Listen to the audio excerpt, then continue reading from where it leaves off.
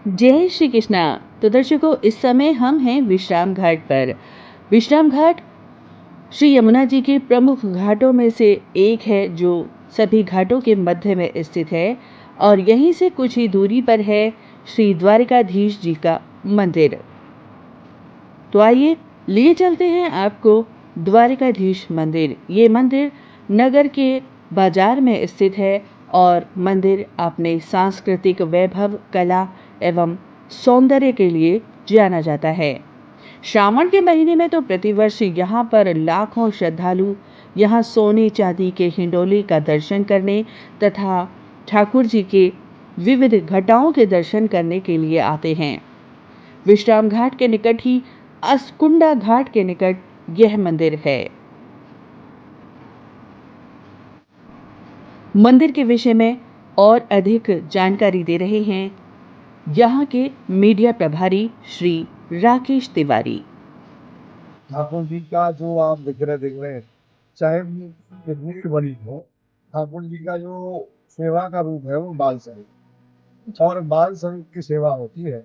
उसमें 4 झांकी सुबह होती है और 4 झांकी शाम को जी। 2 आरती सुबह होती है और 2 आरती शाम को होती है। प्रातः काल पहली आरती होती है मंगला आरती, जो सुबह 6:30 बजे 7 बजे होती है। उसके बाद ठाकुर जी की दूसरी झांकी होती है श्रृंगार के दर्शन होते हैं, वो 7:40 से 7:55 होती है। उसके बाद श्रृंगार के बाद होते हैं बहाल, वो 8:32 से 8:40 होते हैं, और 10 बजे से 11 बजे तक राज के दर्शन होते हैं। उसमें ठाकुर जी की आरती होती है। इस प्रकार 4 झांकी सुबह होती है। शाम को 4 बजे और ठाकुर के दर्शन खुलते हैं। ठाकुर जी की मान्यता ये है कि ठाकुर जी गाय चराने गए हुए हैं, गाय चरा के 4 बजे आते हैं, तो वो छावन के दर्शन करते हैं। तब छावन के बाद क्योंकि बाल स्वरूप है, फिर भोग आ जाएंगे।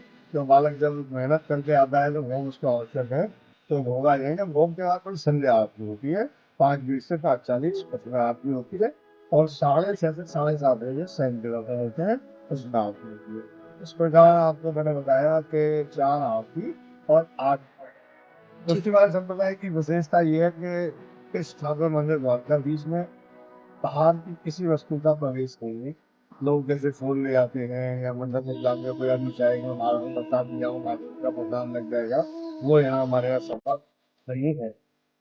जो लोग सेवा क्रम में हैं, वो बगैर सजे हुए वस्त्र पहने हुए ठाकुर जी की सामग्री बनाते हैं, और उसका अंदर ही अंदर भोग आता है। क्योंकि इस मार्ग में ये है कि अगर भोग बनकर आपके सामने आया, आपने उसे दे दिया, तो फिर ठाकुर जी उस भोग को नहीं आते होंगे। सेवा का रूप ये है कि अधीक्ष ब्राह्मण जो है वही सेवा में जाते हैं। जो व्यक्ति सेवा में है वो सेवा में अंदर ही रहेगा। वो अगर बाहर निकल जाता है, किसी के टच हो जाता है, तो फिर वो उसे स्नान करना पड़ेगा।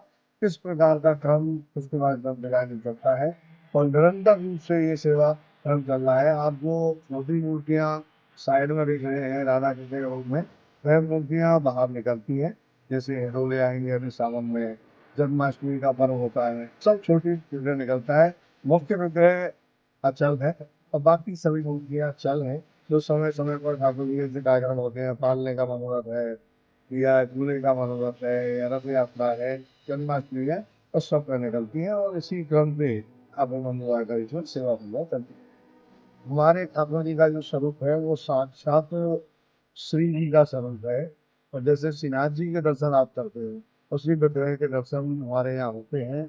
और ठाकुर जी देखिए मंगला में ठाकुर जी वस्त्र धारण नहीं करते। 7:40 तो स्वरूप वही है कि बालक जैसे सुबह होता है, तो बालक उठते ही माता जी ने उसको माखन मिश्री का भोग लगा दिया। 7:40 का बालक स्नान करने गया, तो स्नान करने के बाद सारे वस्त्र, श्रृंगार, फूल माला सब 7:40 पे, तो 7:40 पे श्रृंगार के दर्शन होंगे।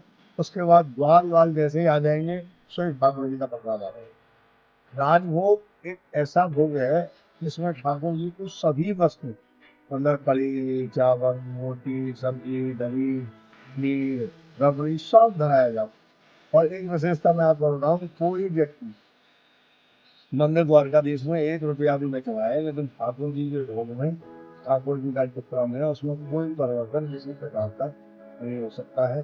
चाहे राष्ट्रपति आए, चाहे प्रधानमंत्री आए या मुख्यमंत्री आए, ठाकुर जी के दर्शन करना, ठाकुर जी के भोग में किसी प्रकार का कोई परिवर्तन किसी व्यक्ति विशेष के लिए नहीं है।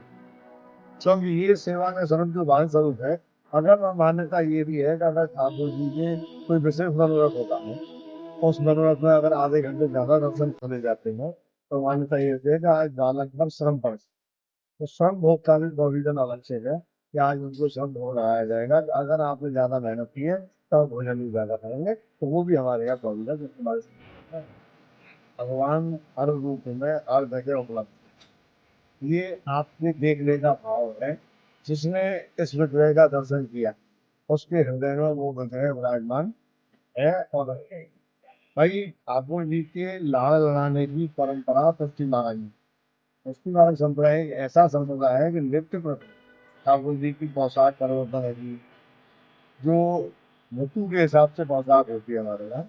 जो हमारा अब जैसे देखिए वर्षा ऋतु आने वाली है, तो वर्षा ऋतु के हिसाब से पोशाक करेगी। जब वो गर्मी आएंगे तो गर्मी के हिसाब से पोशाक होती है, जाड़े आएंगे जाड़ों के हिसाब से पोशाक होती है। वो सब हमारे यहाँ कर्म पुष्टमार्ग संप्रदाय में तिथि, घड़ी, फल और नक्षत्र उसके हिसाब से सभी क्रम होते हैं। और जहाँ तक स्वरूप की बात है, वो तो एक बार अगर किसी ने दर्शन कर लिए, तो वो उसके हृदय में स्वरूप विराजमान रहता है। मेरा आपके माध्यम से भक्तों को यही निवेदन है कि सभी की आए एक बार दर्शन जरूर करें, और वो सभी उनके हृदय में हमेशा के लिए विराजमान है। और आइए अब आपको कराते हैं दर्शन परम पूज्य परम श्रद्धेय कांकरोली नरेश वागीश जी महाराज जी के, जिनके कुशल नेतृत्व में, कुशल निर्देशन में द्वारकाधीश मंदिर की सेवाएं अनवरत चल रही हैं। जय द्वारिकाधीश। सनातन हिंदू संस्कृति में उसी भक्ति मार्ग का एक विशेष महत्व और स्थान आदिकाल से बना हुआ है। जगत गुरु श्रीमद वल्लभाचार्य जी ने जिस प्रकार से भारत की 3 दफे प्रदक्षिणा करके और जिस प्रकार अनेक जीवों को प्रभु के चरणों तक पहुंचाया है, उसी परंपरा में आज समूचे विश्व में मुस्सी भक्ति मार्ग के अनेक विध मंदिर, अनेक विध आचार्य परंपरा के महानुभाव एवं हजारों की तादाद में, लाखों की तादाद में भक्तजन आज उपस्थित हैं।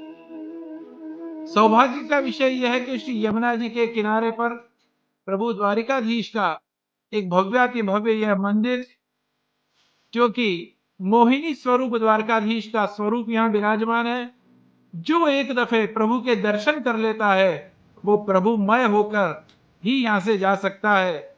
ये एक चमत्कार इस भव्य मंदिर का अनेक लोगों ने अनुभूत करके और हमें बताया है। यहाँ अभी कुछ समय पहले एक व्यक्ति आए, उन्होंने कहा मेरे पास 5 रुपए नहीं थे और मैं यहाँ आया था। आज मैं भारत का सबसे बड़ा वकील हूँ और करोड़ों के अंदर में खेल रहा हूँ, तो प्रभु के सानिध्य में यहाँ बैठने के लिए मैं आज राजाधिराज आया हूँ।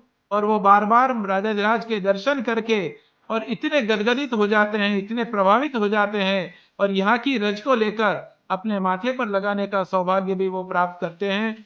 तो प्रभु राजाधिराज का जो स्वरूप है, वो वास्तव में आंख मिचौनी लीला का स्वरूप कहा जाता है, जहां प्रभु ने अपनी राधिका जी के 2 श्रीहस्त से आंख दबाए हैं और 2 श्रीहस्त से मुरली वादन किया है, वेणुनाद किया है। और प्रभु पूछते हैं कि कौन है, तो वो कहते हैं कि ये और कोई हो ही नहीं सकता है, ये मेरे राजाधिराज हैं, और वही राजाधिराज इस मथुरा के राजा हैं। ये बड़ा ही सौभाग्य का विषय है। विशेषतः में मुझे कुछ नहीं कहना, मैं लेकिन इतना जरूर कहूंगा कि एक दफे जिसने राजाधिराज के दर्शन किए, वो जगत में और कहीं संतुष्ट नहीं होगा। प्रभु के दर्शन करके ही उसकी आत्मा को, उसके हृदय के, उसके भाव को जो पोषण मिलता है, जो आनंद मिलता है, वो इसी मथुरा में, इसी द्वारकाधीश मंदिर में, इसी राजाधिराज मंदिर में और इसी प्रभु द्वारकाधीश के दर्शन से उसे प्राप्त हो सकता है।